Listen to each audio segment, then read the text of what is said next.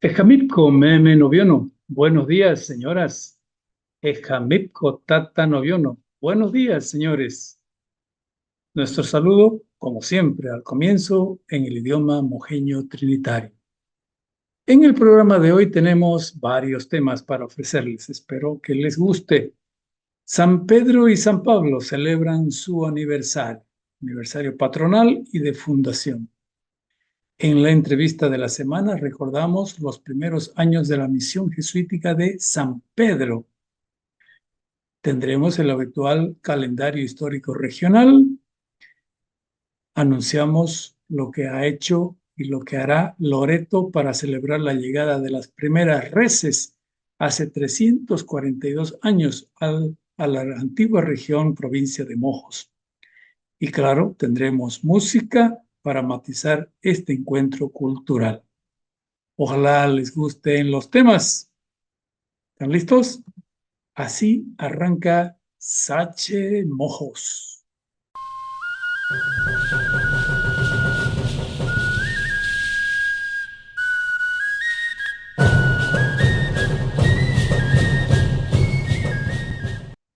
Loreto festeja ganadería. El municipio de Loreto celebró la principal actividad económica del Beni. Celebró lo que considera es la fecha de llegada de las primeras reses en la época de la colonia, efectuada por los misioneros jesuitas. Los loretanos y los ganaderos han acordado, se han puesto de acuerdo en que las primeras reses traídas por los curas llegaron un 28 de junio. Y para eso han preparado algunas actividades. 2 ferias esencialmente sirven para recordar este suceso. Claro, con la presencia de la imagen de la mamita de Loreto en el frontis de la iglesia. Los estudiantes organizaron un desfile de danzas también para dar la señal de arranque. Hubo una ambrosía invitada a los visitantes. Varios jinetes y amazonas desfilaron también por la plaza para dar el ambiente ganadero. Varias tropas de ganado arreadas hicieron la repetición de lo que significó la llegada de Cipriano Baracé. Una feria fue la de los horneados y masitas típicas de la región y otra de derivados de la leche, con demostraciones de ordeña, claro está, que entusiasma especialmente a los niños. Se entregaron premios, reconocimientos a los mejores trajes de jinete y de amazonas, porque habían varias chicas y otras damas, y a los mejores derivados de la leche. La tradicional carrera de caballos también estuvo presente y se eligió a la Miss Vaquera 2024. Una fiesta popular, como es habitual, finalizó la conmemoración. La llegada de las primeras reses a la provincia de Mojos, al Beni actual. Sobre el tema, quisiéramos hacer un aporte. Los historiadores han rescatado que el primer hato de reses traído por Cipriano Baracé de Santa Cruz a Loreto llegó en octubre de 1682. Es el año de la propia fundación de Loreto. Nos explicamos. Si la fundación de Loreto fue en 1682, el 25 de marzo, si la decisión de traer reses que garanticen la alimentación para la reducción jesuítica fue tomada inmediatamente después, vale decir en abril, Baracé y un grupo de ayudantes partieron inmediatamente después, es decir, en abril. Si el viaje duró al menos un mes, ya era mayo. Si tardaron un tiempo en recaudar la cooperación de religiosos y donantes particulares en Santa Cruz, ya estábamos en junio. Si Baracé dedicó un tiempo mientras estaba en Santa Cruz haciendo sus gestiones a enseñar a sus ayudantes en el manejo de las reses para hacer la conducción hasta el Beni. Ya estamos en julio. Si tardaron 54 días, dicen los historiadores, en el viaje de retorno con 200 animales, ya tiene que hablarse de agosto o septiembre. Entonces, ese hato ganadero llegó en octubre. Y hay una referencia histórica. Llegaron de las 200 que salieron de allá, solo 84 cabezas. Claro, en 54 días atravesaron pampa y monte, especialmente monte, con los bichitos que hay en medio. Y de las 84, después de 90 años, se multiplicaron por varios miles. Estaban esas reses en manos de los cabildos indigenales para alimentar a las comunidades que hacían evangelización. Actualmente son 2,5 millones de cabezas. Pero bueno, se celebra la llegada de las primeras reses que son la base de la economía veniana. Bienvenido, la celebración. Seguimos en Sachemojos.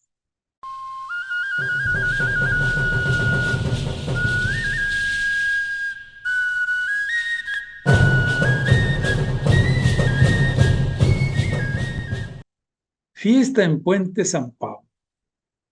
La festividad católica en este 29 de junio une a dos santos, San Pedro y San Pablo.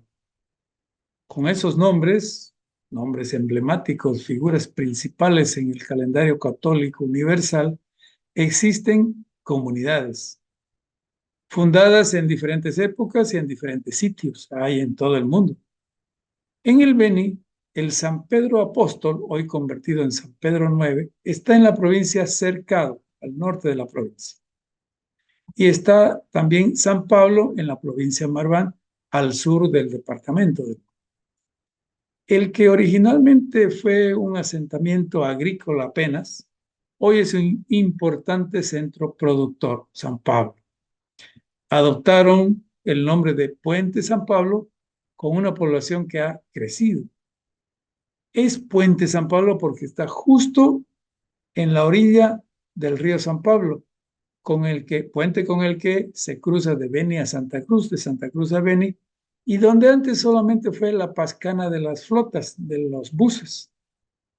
Este sábado, San Puente San Pablo muestra su variada producción con una Expo Agro, una exposición agrícola.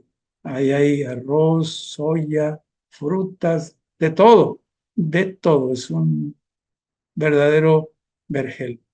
Con el empuje de los productores agrícolas, San Pablo tiene un avance urbano importante. Entre otras cosas, ya también ha iniciado gestiones para que se instale allí un instituto politécnico que permita acompañar con los recursos humanos correspondientes, acompañar su desarrollo.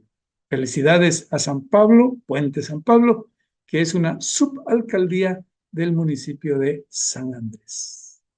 Seguimos en el programa cultural Sachemojos.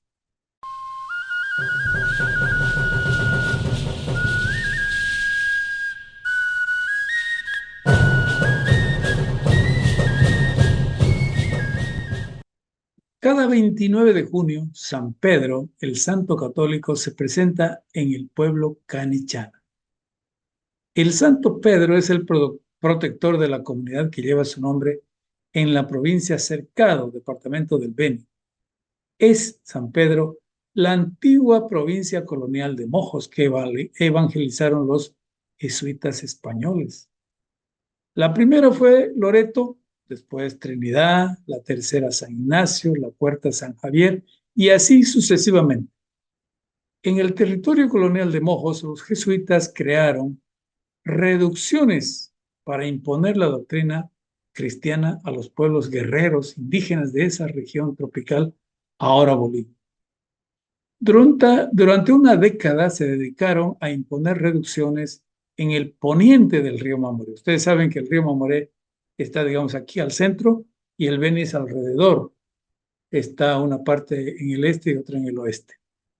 Después se fundan otras misiones en el naciente. Una de ellas fue San Pedro en 1682. Para conocer un poco más de San Pedro de Mojos, hoy invitamos a una persona que sabe de historia.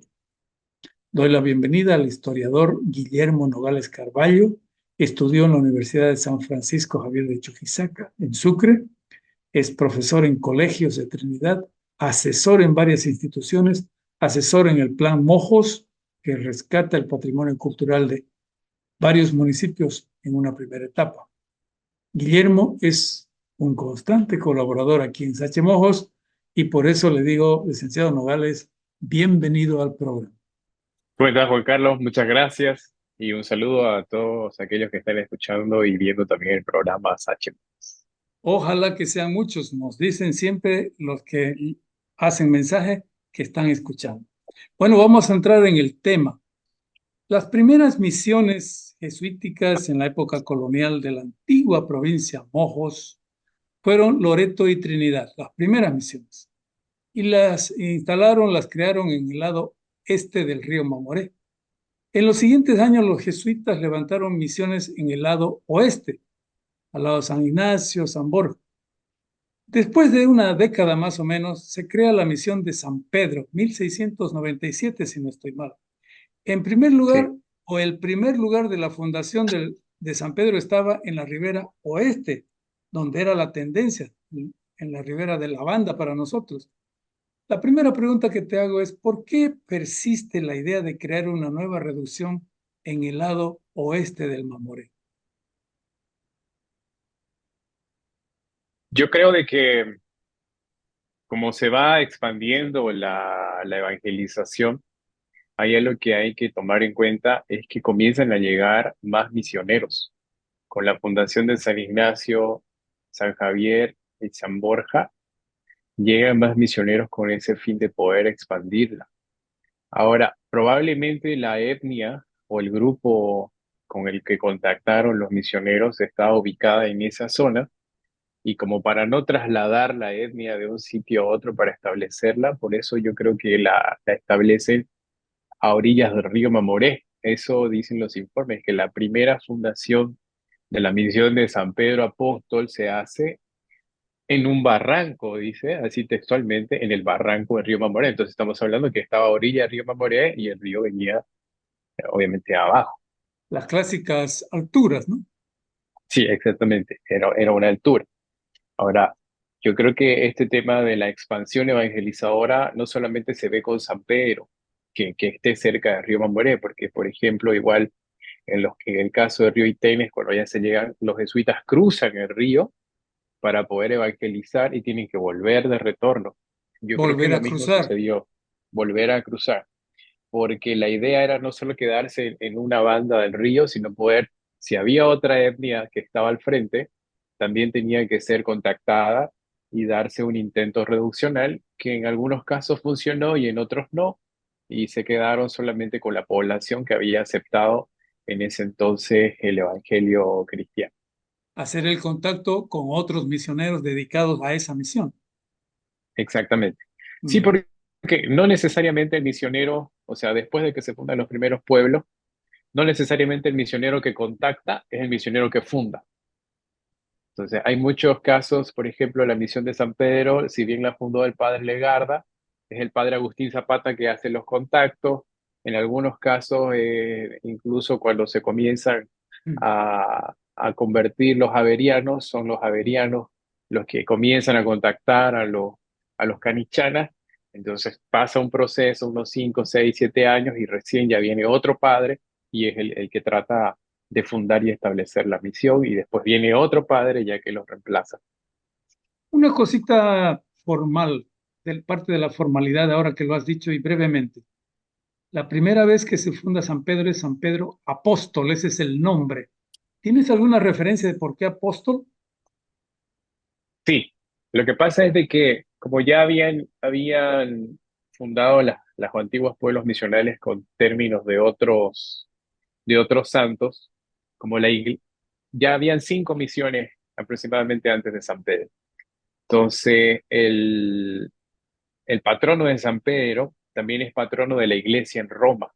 Ujú. Entonces, San Pedro y San Pablo son los santos patronos de Roma. Y como la Compañía de Jesús ya tenía esta autorización y estaba pisando fuerte en Mojos, se hace de tomar en cuenta en homenaje igual a que la iglesia había encaminado la, podríamos decir, la misión a estos santos cuando estaban en vida, y de esta forma se elige el nombre de San Pedro Apóstol en homenaje también a la Santa Iglesia que ya estaba teniendo fuerza en la zona de Mojos. Claro, ellas, esas dos personas, personalidades, santos ahora, son hasta ahora las grandes figuras de la iglesia, ¿no? Claro, de la Iglesia Católica en la Santa Sede, que también es en Roma. Sigamos hablando de las primeras instancias de San Pedro. El cambio de lugar de esa banda a esta, al otro lado del río, ¿el traslado fue nomás para salvarse de la constante inundación o es que hubo otras razones? Dentro de las investigaciones que he realizado, se han encontrado que San Pedro tuvo cuatro sitios de traslado. El Ah, primero, que se fundó, que fue obviamente en la banda del río Mamoré sobre el barranco, sufrió una inundación porque no estaba consolidada urbanísticamente en la misión. Entonces dice que se traslada por segunda vez a media legua de distancia. Estamos hablando aproximadamente de unos 10 a 12 kilómetros de donde estaba del barranco, pero ya no estaba a orillas del río Mamoré. Ahí hay una epidemia de viruela. Entonces, yo ujú. creo que con el ingreso de los misioneros igual, obviamente se realizó el contacto europeo. Quizás los misioneros también tuvieron otras enfermedades contraídas en la zona. Y de ahí el ataque de viruelas hizo que la población vaya disminuyendo. De esta manera, en búsqueda de un lugar más cercano, eh, medicinalmente o que pueda ser productivo para hacer las chacras y establecer las estancias, dice que se trasladó por tercera vez, ya porque hubo la epidemia de viruela, vino una inundación y vino una fuerte peste de mosquito. Entonces se trasladó de ahí, dice, un cuarto de legua a un lugar más alto. Entonces estamos hablando de que las inundaciones causaron problemas y además de la peste. Entonces, cuando ya se establece en este lugar más alto, que sería la tercera vez que fue trasladada, el informe menciona de que tenían que mejorarse las viviendas de San Pedro, pero no se hizo, porque en ese momento, cuando ellos se trasladan, viene la expulsión de los jesuitas. Estamos hablando de 1767 al 68. Ujú. Entonces, el pueblo no logra consolidarse y tenía que prepararse para cuando venga una inundación. Llega la inundación en el 1771 y dice que el pueblo es destruido urbanísticamente. Las viviendas se van, se las llevan, se cae la iglesia y de esta manera se traslada por cuarta vez porque ya la inundación los destruye y dice que se traslada 16 leguas desde donde estaba en su primer asentamiento. Estamos hablando que se va aún más distante de las orillas del río Mamoré, estos por resguardos del, de las inundaciones. Pero en este cuarto traslado, dice que surge un incendio que destruye las viviendas.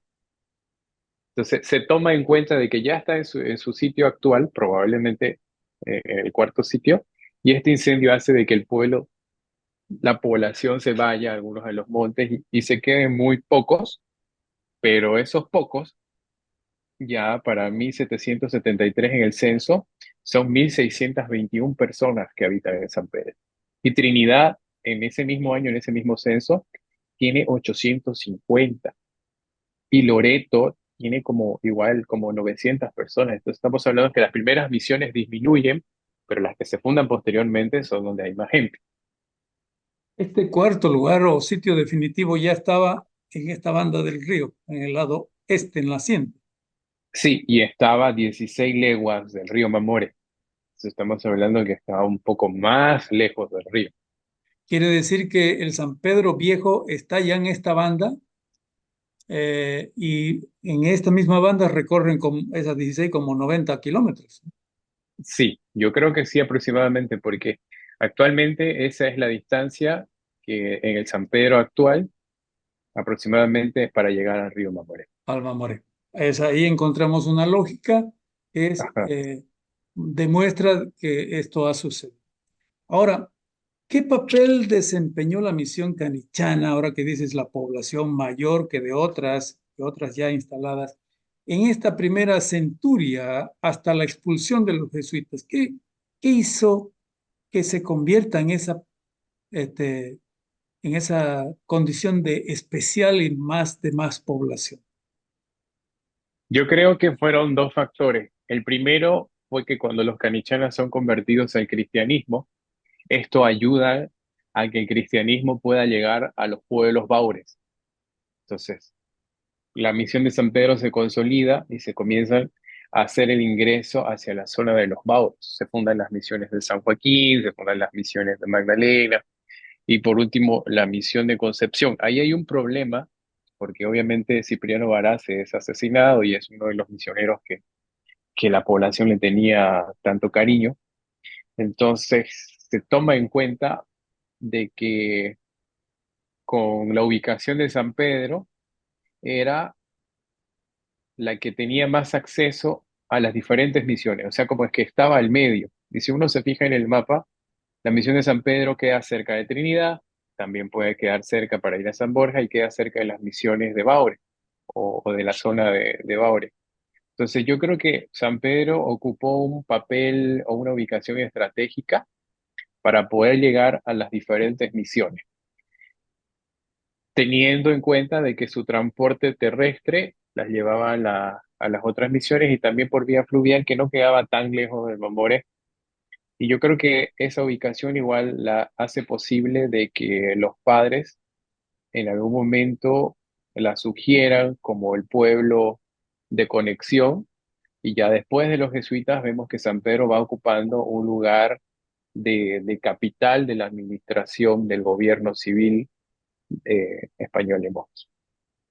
Eso me da pie, hagamos un puente, como iba a decir yo antes sobre lo anterior, por qué San Pedro fue esto. Fue una especie de cabecera, como le llaman los militares en sus operaciones en la logística, o de puente entre las decisiones que se tomaban de repente en las antiguas, en las primeras reducciones, y cómo hacer llegar a las otras. Pero bueno, quería preguntarte cómo es que San Pedro se convirtió, no sé si de pronto o en una transición, en sede formal de las misiones jesuíticas. ¿Por qué fue eso?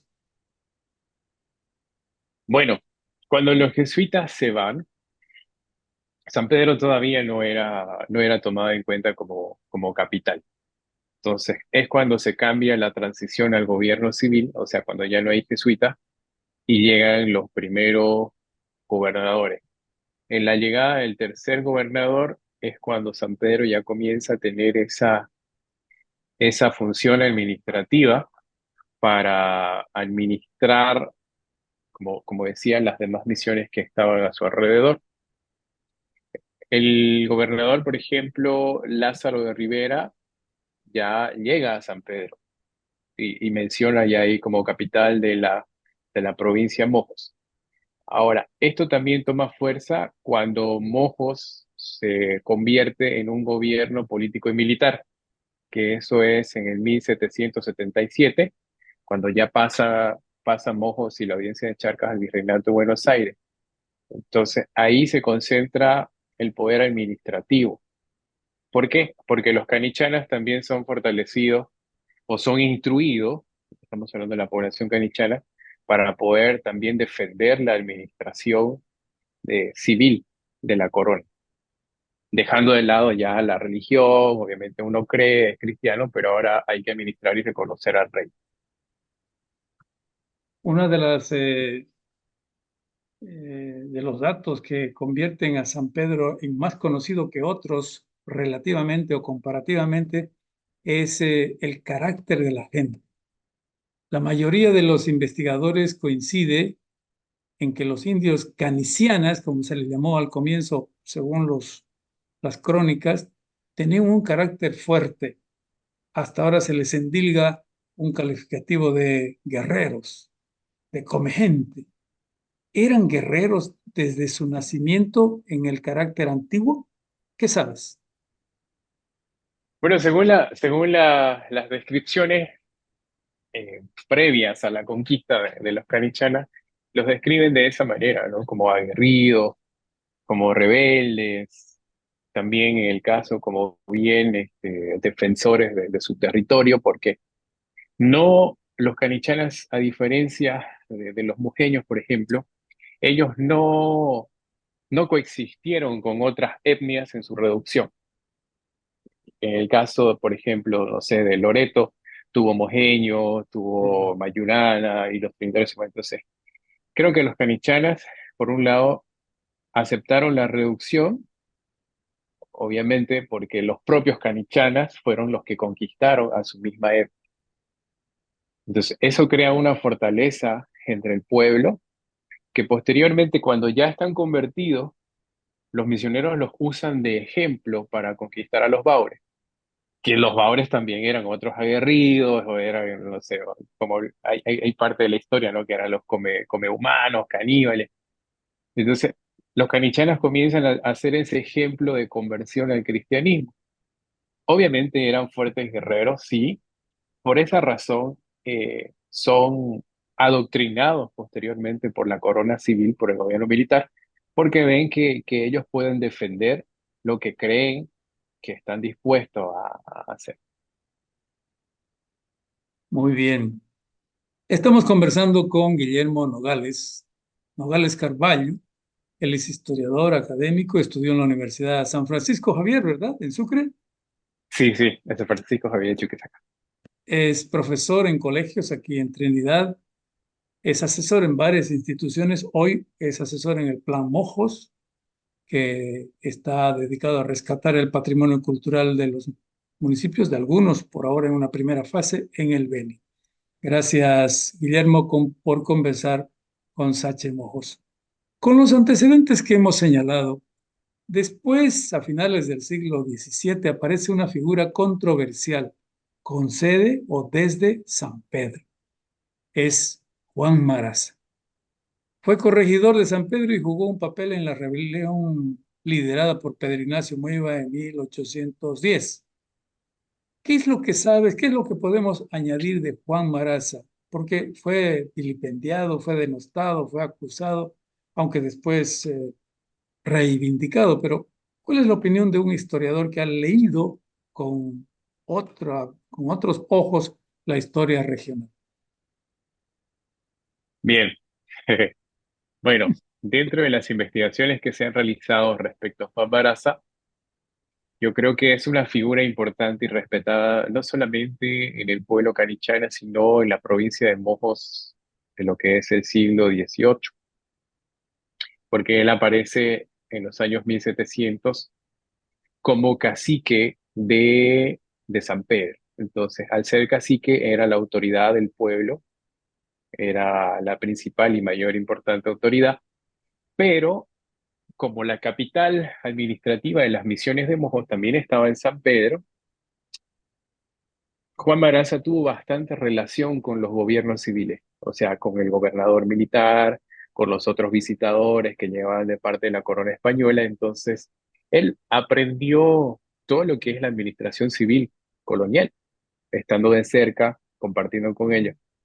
Y algo que hay que tomar en cuenta es de que, por ejemplo, el gobernador Urquijo, que es el que más se relaciona con él, porque hay cartas, hay informes donde el gobernador Urquijo menciona la audiencia de Charcas, incluso menciona al virreinato de Buenos Aires, de que este cacique, gobernador de San Pedro, era bastante inteligente, era respetado, hablaba castellano, era bien instruido y que al mismo tiempo tenía esa vocación del servicio militar.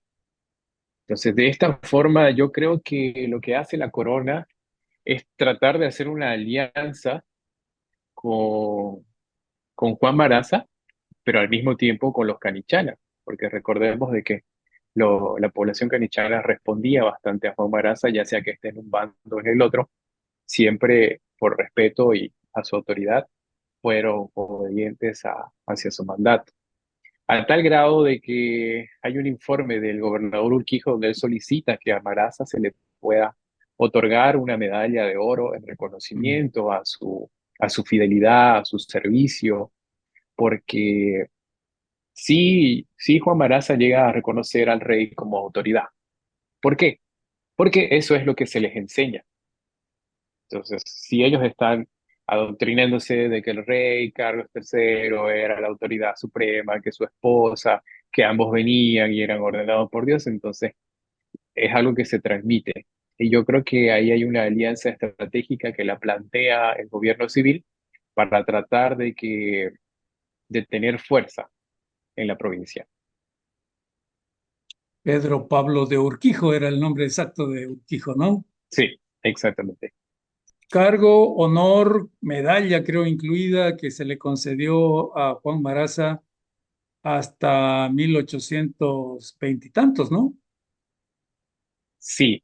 Bueno, legalmente como surgieron ciertos conflictos, comienzan las rebeliones en Mojos, en Loreto, Trinidad y en toda la región que actualmente es Bolivia. Como estratégicamente, yo creo que el gobernador Urquijo nombra o le da el título del gobernador indígena a Juan Baraza para que se pueda aún mantener este orden y subordinación de los habitantes de Mojos.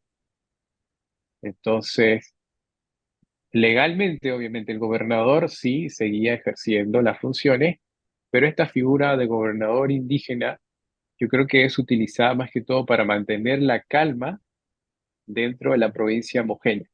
Obviamente, uno, si yo soy indígena y veo que tengo mi gobernador que me representa, voy a estar más tranquilo, a diferencia de que venga y me gobierne una autoridad extranjera, ajena quizás a la provincia. Pero, y lo digo el pero por las lecturas que hemos hecho, al final Maraza fue gobernador en los hechos, cuando vino, tú me recordarás ahora quién, y le quiso quitar ese carácter de cacique vitalicio. ¿Quién fue y cómo ocurrió? ¿Qué ocurrió ahí en San Pedro? Claro, lo que pasa, bueno, no recuerdo el nombre del sucesor, pero ahí hay una disputa, ¿no? Porque, como lo digo, legalmente el único gobernador autorizado era el designado por la audiencia de Charcas y el virreinato. Ujú. Entonces, Claro, él llega a ejercer sus funciones y obviamente es expulsado por los canichanas, pero solamente por los canichanas porque se resistieron y eran los que conocían cómo se podía. O sea, podríamos decir que conocían los puntos fuertes y débiles de la administración civil española, porque estaban cerca de de la capital y los poderes administrativos.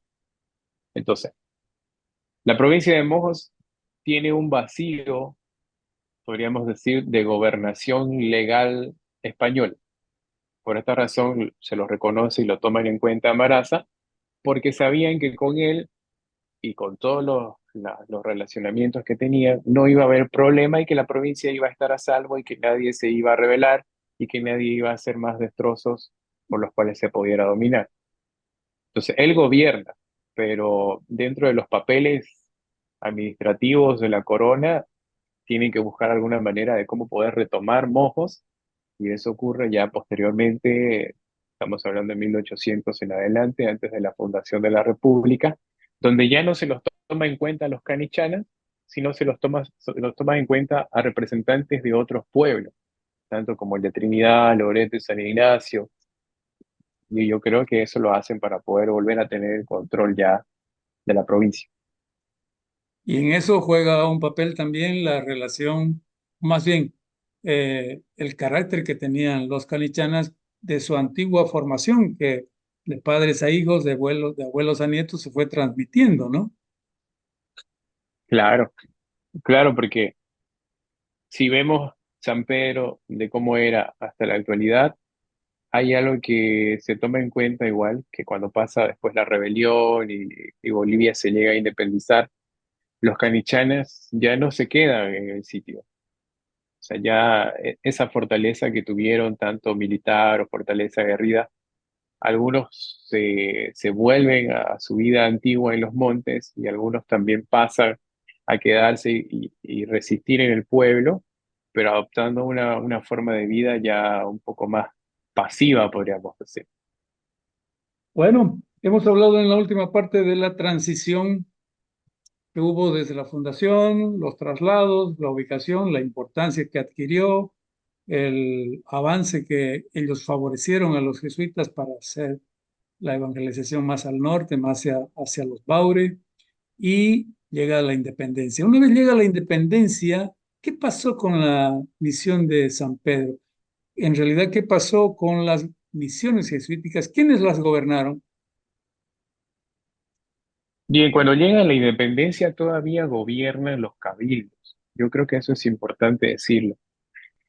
Las autoridades máximas de los pueblos y en toda la provincia eran los cabildos, y después venía el cura, obviamente que era el cura designado, que estaba a cargo de gobernar también y mantener la paz en el pueblo.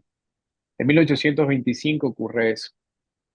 Ahora, a partir de 1830, cuando ya Bolivia va conociendo su territorio, los exploradores informan a los presidentes de que la tierra de Mojos era bastante productiva porque había chocolate, tejidos, azúcar, ganado, pero que no había quien las administre. ¿Por qué? Porque los indígenas no tenían quizás un conocimiento similar administrativo para lo que pretendía el Estado. No solamente San Pedro decae, sino los diferentes pueblos van decayendo en la producción económica porque el territorio de acá fue bastante desconocido y la ciudad más cercana que tenía la audiencia de Charcas era Santa Cruz de la Sierra. Entonces, de esta forma, el gobierno central boliviano envía a militares y sus familias para que puedan vivir en los pueblos y ver qué se puede hacer para hacerlos productivos. Entonces muchos de ellos llegan y la coexistencia entre el mestizo o el blanco con los indígenas al inicio, si bien es bastante pasiva y aceptada, no se logra tener una unidad para hacer productivas las tierras. O sea, ya sabemos que en la historia, ¿no? La población conventiza se aprovecha de los indígenas en el tema de remar, en el tema de poder usar o hacer productivas las tierras, pero no tenían derechos los indígenas. Mm. Fue Ningún indígena en toda Bolivia tuvo los derechos. fue una relación muy conflictiva en realidad, ¿no? Claro. Antes, Guillermo, antes de la parte final, uno de los capítulos que más se reconoce a San Pedro como sede fue el lugar donde se instaló una fundición de metales. ¿Qué productos se fabricaron en esa fundición de San Pedro y para qué era? Ahí hay un dilema, ¿no? Porque se dice que los de San Pedro o los canichanas fundieron, perdón, diferentes cosas, entre ellas las campanas. Yo creo que en San Pedro, si bien hubo una producción en lo que fue la metalurgia, porque llegaron a producirse campanas, cañones y algunas que otras alhajas de las iglesias que eran utilizadas. Entre ellas también hay la fabricación de un órgano de tubos, el cual se conserva en la iglesia de San Pedro de Tarata. Y yo creo que quizás los herreros, que era una parcialidad posterior a las rebeliones y posterior ya a la independencia de Bolivia, ya no comienzan a producir. No solamente en San Pedro, en los otros pueblos que quizás producían en menor cantidad. Esto hace de que eso se vaya perdiendo. Y como sabemos, los hornos para fundir, que en algunos lugares yo conocí, por ejemplo, en el caso de algunas misiones en Argentina, eran bastante grandes y eran de tierra. Y yo creo que esos hornos se desintegraron con el paso del tiempo, porque por la lluvia, la falta de mantenimiento, entonces la población dejó de producir, pero el patrimonio material que tiene el pueblo canichano ahora son sus campanas y los bienes muebles religiosos que poseen. Mm. Además de las campanas, es cierto que ahí se fundieron también cañones para defender o para apoyar la expedición militar que hubo contra los portugueses? Sí, sí, hay registros de que, obviamente, como tenían el material a la mano, se produjeron los cañones y algunas otras armas más, no Munición. menciona cuáles, municiones para poder defenderla. Y eso también son los indígenas que defienden, ¿no? Porque ya, yo creo que ese sentimiento de apropiación del mojeño o del canichana, defender ante el enemigo era algo de coraje. Mm. Guillermo Nogales Carballo, muchas gracias por tu nueva contribución. Ya eres un colaborador permanente aquí en Sache Mojos. Si tienes algo que decir que yo no haya preguntado, seguramente, adelante, por favor, aprovechemos los últimos minutos. Gracias. Bueno, yo felicito al pueblo canichana en su fiesta patronal de San Pedro. También felicito a los de San Pablo porque son ambas en la misma fecha. Y eso es bastante interesante, ¿no? Porque San Pedro y San Pablo van juntos porque ambos murieron y fueron martirizados en Roma por el mismo emperador. Entonces, por eso la Iglesia Católica conmemora en esta fecha a ambos. En el caso de San Pedro, el pueblo canichana, yo creo que aún se mantiene el hecho de que el pueblo exista. Es algo que la propia población ha permitido y ha transmitido a sus generaciones. Quizás son pocos, pero hasta donde yo conozco y conozco bastante San Pedro, la población ha mantenido aquellas costumbres, tradiciones e historia que, que actualmente los caracteriza. Y los felicito en su fiesta patronal. Felicitación compartida aquí desde Sache Mojos, obviamente, y también felicitación a ti que estás trabajando ahora de cerca con San Pedro, entre otras comunidades en el plan. Pues, seguiremos hablando en otra ocasión de otras facetas de este plan, que es muy bienvenido en la región.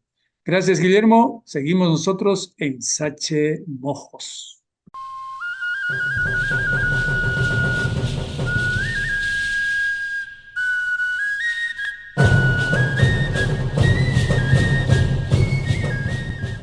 Como dijo Guillermo, la historia de Mojos tiene origen en las crónicas, en las cartas, en los informes que dejaron los misioneros. Esos informes corresponden a la constante obligación de los misioneros de informar a la Compañía de Jesús, a su congregación, de los avances que estaban logrando en la evangelización a la que habían llegado. Los documentos se encuentran en archivos de Sucre, Buenos Aires, Lima, Sevilla y en otros lugares. Seguimos en Sachemojos.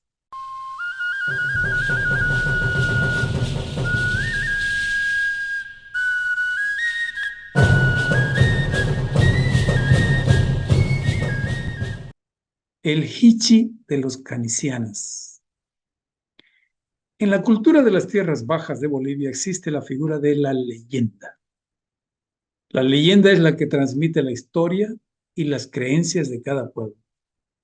En coincidencia con la fiesta patronal de San Pedro Nuevo, hoy queremos compartir con ustedes una leyenda de esa región, con la aclaración de que la leyenda es quizá más conocida, más bien es la forma más conocida en la mayoría de los pueblos de la región. El Hichi de la Laguna, se le llama en muchas partes. Compartiremos aquí la leyenda del Hichi que conocen los canichanas, los indígenas que habitan el pueblo de San Pedro Nuevo.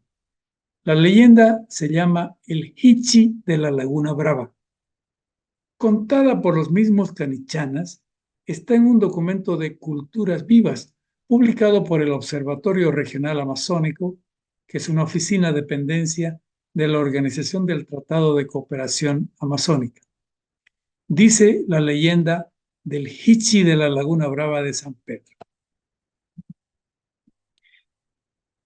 En las proximidades de San Pedro Nuevo existe una laguna grande de 2 kilómetros de largo y medio de ancho.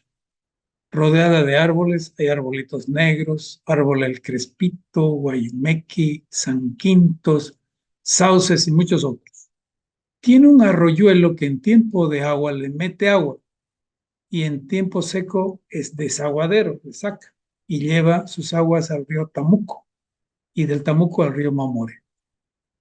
La laguna tiene una profundidad aproximada de 3 metros, pero se dice que bien dentro vive un hichi, cientos de años, en una cueva profunda del lado oeste.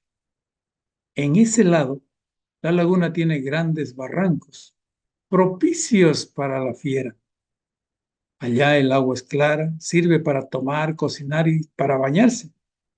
En la mañana está bien clarita, pero conforme va subiendo el sol, va cambiando de color, se pone verde. El gran Hichi es una gran serpiente, una enorme sicurí, le llamamos en el oriente. Tiene un largo de aproximadamente 20 metros, dicen los canichanes, y el grosor de un turril, no, 50 centímetros diámetro. Tiene escamas finísimas, no le penetra así nomás un balazo. Sus ganchos están encaramados unos sobre otros. Algunas personas que han tenido la suerte de verla tomando el sol, la han visto como en una playita en la orilla de la laguna.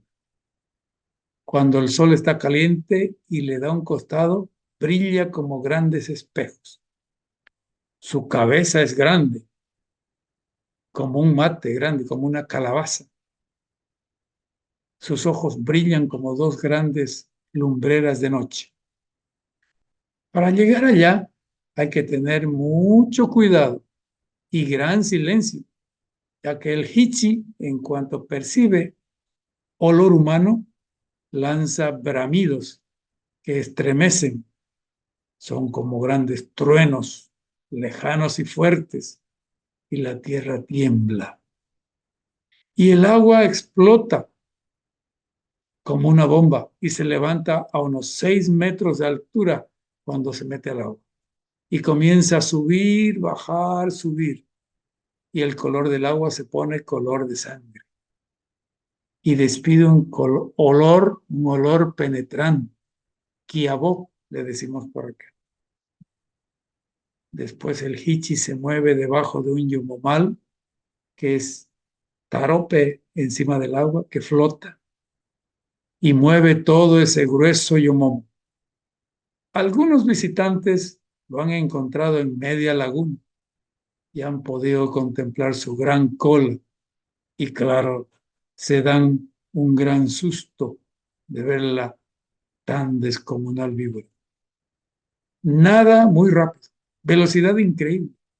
La han fotografiado, pero no la han logrado televisar, grabar en film. En esta laguna abundan las palometas azules y coloradas, palometa la piraña. Son ricas en calcio y hierro. Son voraces, temibles. Los que las pescan lo hacen con mucho cuidado y lo hacen desde la orilla. No se puede meter canoa ahí. También hay bufeos, los delfines de río, y lagartos, capiguaras en la orilla, varias clases de pesca. La gente cuenta que vieron meterse a personas en el agua y las pirañas en algunos casos se dieron un banquete fenomenal en menos que canta un gallo. Quedaron solamente los huesos. Tal vez uno de los sobrevivientes a la observación del Hichi dice que no se deja ver, se hace chinga, no sale todos los días, sino cuando él quiere, cuando le da la gana. Para conocer este gran viborón han llegado camarógrafos, periodistas para verlo, han esperado horas, días, hasta semanas, pero el animal no aparece nunca. El Hichi de la Laguna Brava de San Pedro.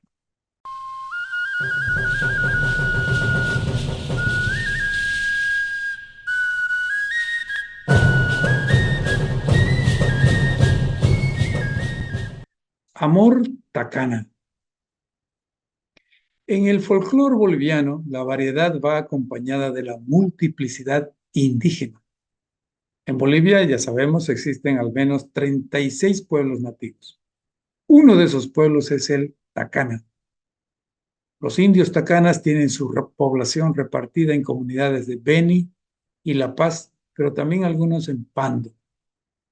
Uno de los pueblos de la etnia tacana es Tumupasa, en la provincia Iturralde de La Paz. Pertenece al municipio de San Buenaventura. Se le considera la cuna de la cultura tacana. Hace poco, Tumupasa ha celebrado su aniversario y en la fiesta ha destacado uno de los bailes típicos de ellos. Se expresa en la danza Amor Tacana, una interpretación de la bombilla de un colegio de Tumupasa hace varios años. Recogemos para mostrarles y hacerles conocer la música tacana aquí en Sachimocos.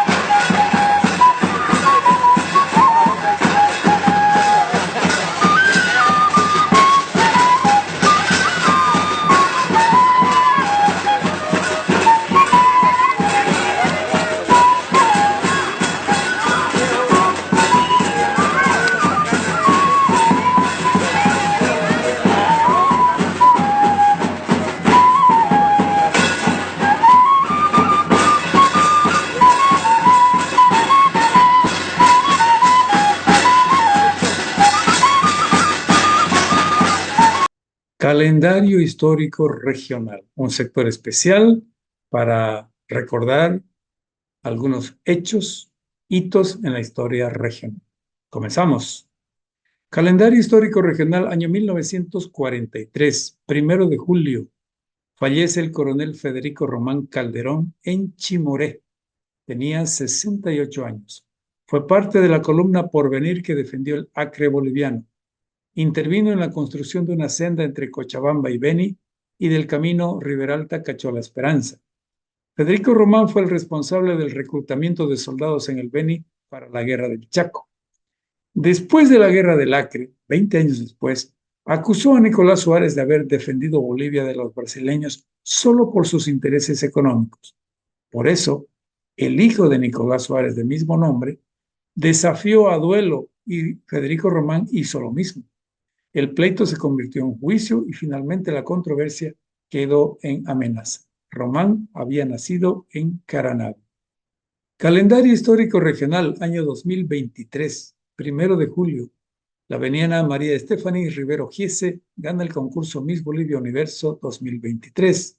La bella joven, con 1,77 de altura, resultó ganadora en la votación final efectuada en la ciudad de Santa Cruz. María Stephanie participó en el certamen siendo Miss Beni.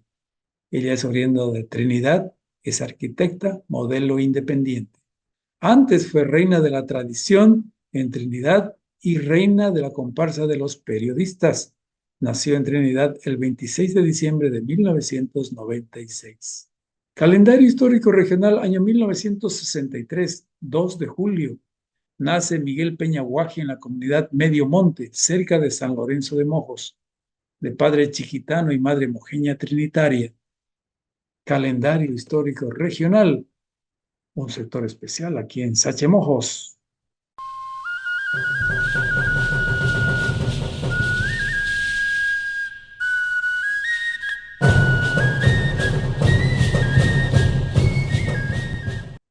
Gracias por escuchar Sachimocos. Se ha cumplido nuestro tiempo.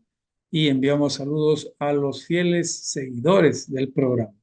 Pero hoy permítanme tomarme una licencia. En particular envío un cariño a un par de amigos. Amigos que sufren una situación especial de salud. Uno está en La Paz y la otra en Trinidad. Ambos son muy creyentes y por eso estamos seguros de que su fe les ayudará a superar el trance por el que pasan actualmente. Un abrazo para los dos y para todos los que confrontan alguna emergencia sanitaria. También agradezco a Walter, un trinitario que vive en España y me ha enviado fotos de diversos sitios de ese país. Está entusiasmándome para que yo vaya a visitarlo. Dimmo carine tepona semana. Nos vemos la próxima semana. Rusurpaya tata noviono. Gracias, señores. Rusurpaya meme noviono. Gracias, señoras, en el idioma mojeño trinitario. Volvemos, como dijimos, dentro de una semana.